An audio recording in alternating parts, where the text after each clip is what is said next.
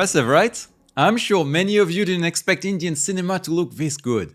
It's true that for a long time it paled in comparison with the Hollywood that dominated the global film industry, setting the gold standard for storytelling, visual effects and box office success.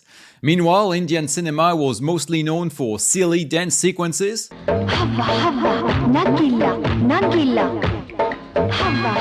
and bad action scenes.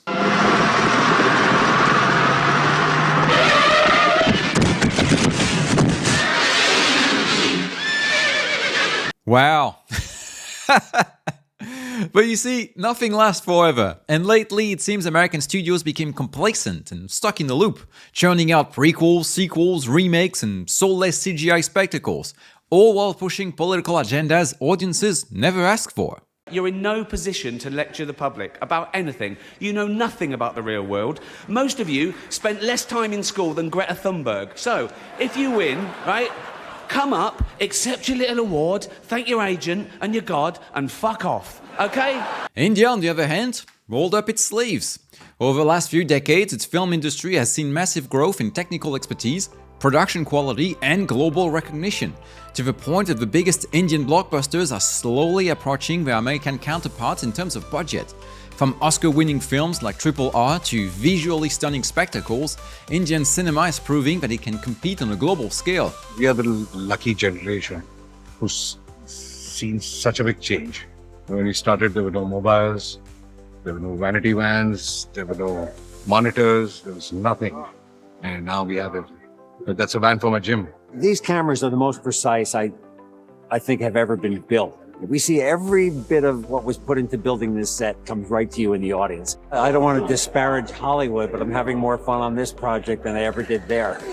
With over 1,500 films released annually and a domestic box office of nearly $2 billion per year, India is home to the largest film industry in the world, spanning multiple regional cinemas in different languages. Hindi, of course, but also Telugu, Tamil, Malayalam, Kannada, and more. Bollywood, named after the city of Bombay, now known as Mumbai, is only a small part of this massive cinematic landscape.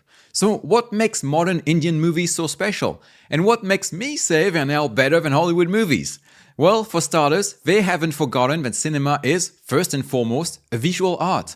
While great dialogue is obviously important, Indian filmmakers understand that the real magic of cinematic storytelling lies in the power of a moving picture. Their movies take you on a mind-blowing journey into a world where stories are epic, music is magic, and colors dance like they do at the Holi festival. It's all about storytelling, it's entertainment and storytelling. People might find it there are a lot of fantasy songs and a little larger than life and a little louder for their eyes and ears. But that's the way we are. In India, one of the most popular type of movies is affectionately called Masala, a nod to the legendary mix of spices. The idea behind a Masala movie is to blend as many genres as possible into one film, delivering a complete emotional experience. You'll go from belly laugh to heart-thumping romance to sobbing your eyes out, all while getting your action fix quicker than you can say, "But wait, there's more!" Here's the twist though, unlike Marvel movies that can never decide whether it's time to be serious or to whip out the punchlines, Masala movies stick to their genre guns within a scene, offering a seamless blend between emotions. If a scene is meant to be funny, you'll be rolling on the floor with laughter. If it's aiming for tears, prepare to flood the room with your emotions. No out-of-place one-liners are tolerated here, and thank God for that. What's funny is that Hollywood used to whip up this very cinematic concoction a long time ago, before it decided to only color inside the genre lines. A great example of that is Wings, the first movie to win Best Picture at the Oscars in 1927.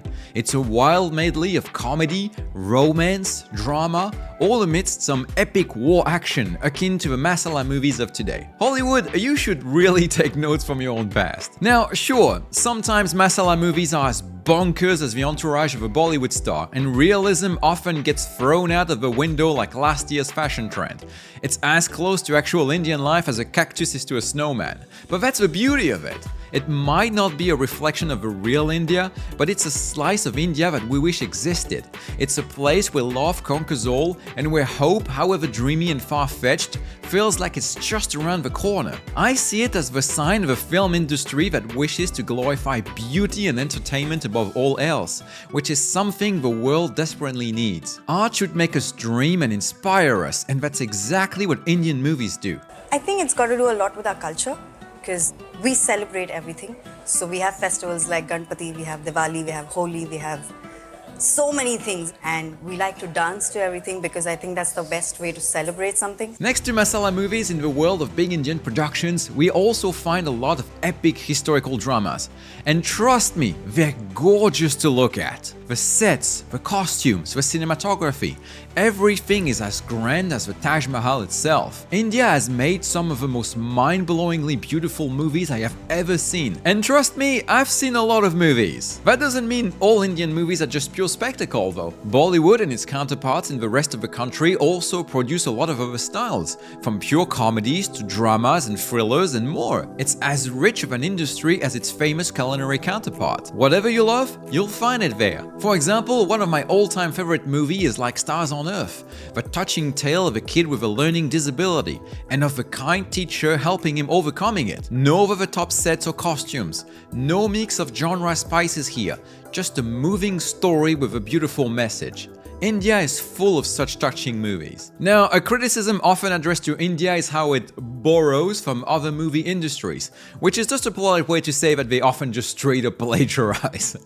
If some movies are indeed just a lazy copy-paste of what others have created, it is still actually quite common for Indian filmmakers to add their own mix of spices to the recipe they're borrowing. A wonderful example of that is Gajini, the unofficial remake of Memento. While it clearly takes the general idea of the movie from Christopher Nolan, the characters and plot are so wildly different that it feels more like an homage than actual plagiarism. So while some will badmouth the director for taking an idea that's not his, I see it as just applying the old adage dear to the likes of Tarantino.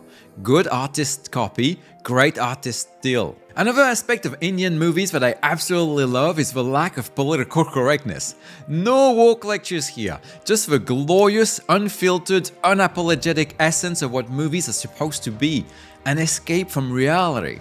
In a world where Hollywood has been taken over by liberal insanity and is more worried about ticking as many diversity boxes as humanly possible than making good movies, Indian cinema marches to the beat of its own doll, making it a breath of fresh air. Obviously, I'm perfectly aware that Indian cinema, Bollywood in particular, is not immune to unnecessary preaching or the occasional controversy, especially when it comes to the touchy subject of religion or ethnic minorities. But from a Western perspective, their movies feel very balanced and neutral. In the end, even though Indian cinema might stumble here or there, especially when it comes to the lack of budget in the CGI department, take a close look and you'll see the brilliance that shines through. It's a roller coaster ride of emotions that sometimes derail into ridiculousness. But you know what? It's also these flows that make it utterly, delightfully, and sometimes hysterically entertaining. It's a mix of spice, and more spice that creates a cinematic curry with a flavor like no other.